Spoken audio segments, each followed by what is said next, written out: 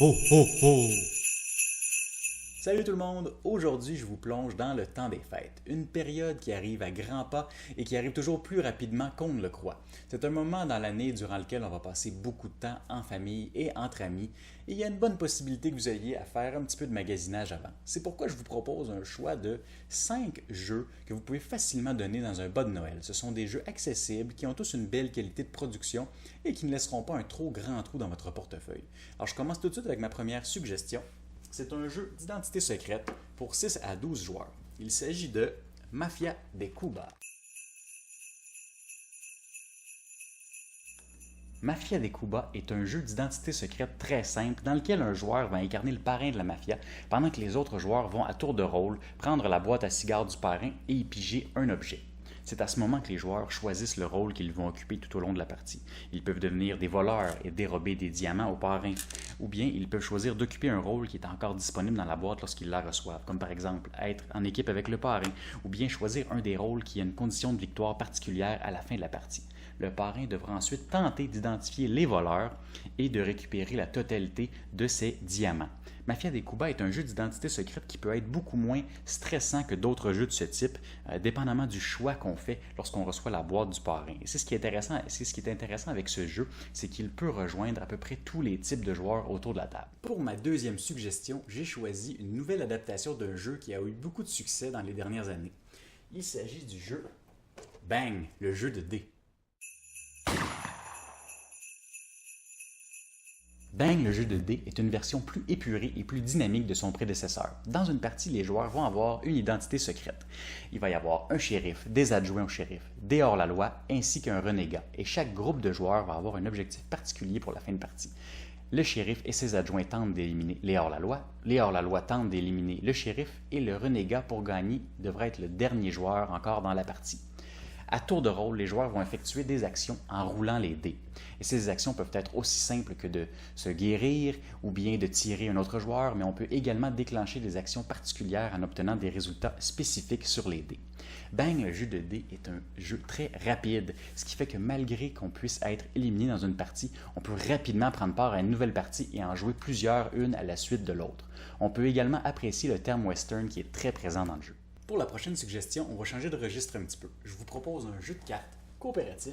Il s'agit du jeu Les Poilus. Les Poilus est un jeu coopératif qui vous propose d'incarner un groupe de soldats qui prennent part à la Première Guerre mondiale. Vous devrez en équipe surmonter une multitude d'épreuves qui sont représentées par cette pile de cartes. À chaque tour, les joueurs vont tenter de défausser le plus de cartes possible de leurs mains en évitant toujours d'avoir 3 cartes ayant le même symbole au centre de la table.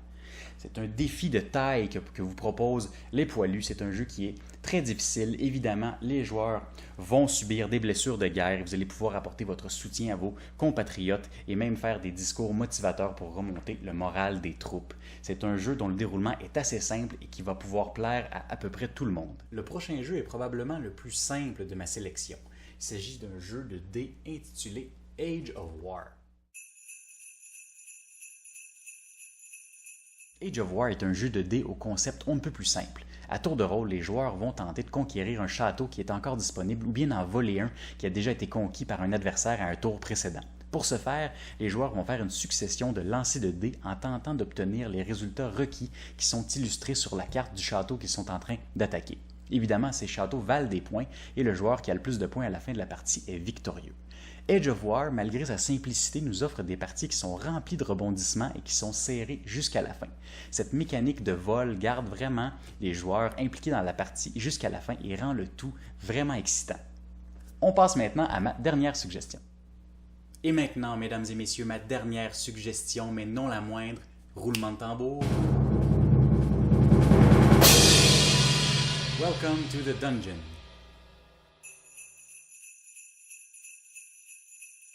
Dans ce petit jeu au thème médiéval, vous allez devoir oser, vous allez devoir bluffer et vous allez devoir malheureusement subir également.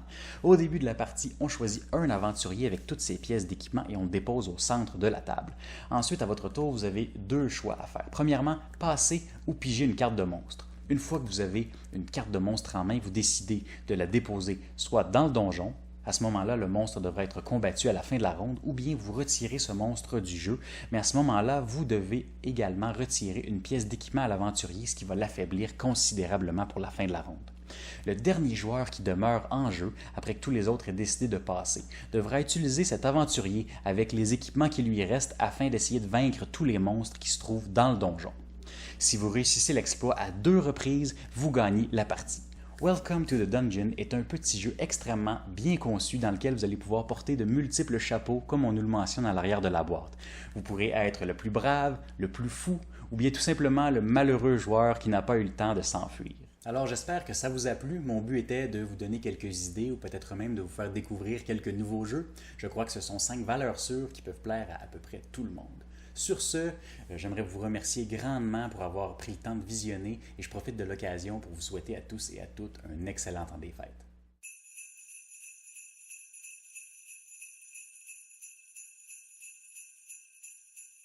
Ho, ho, ho!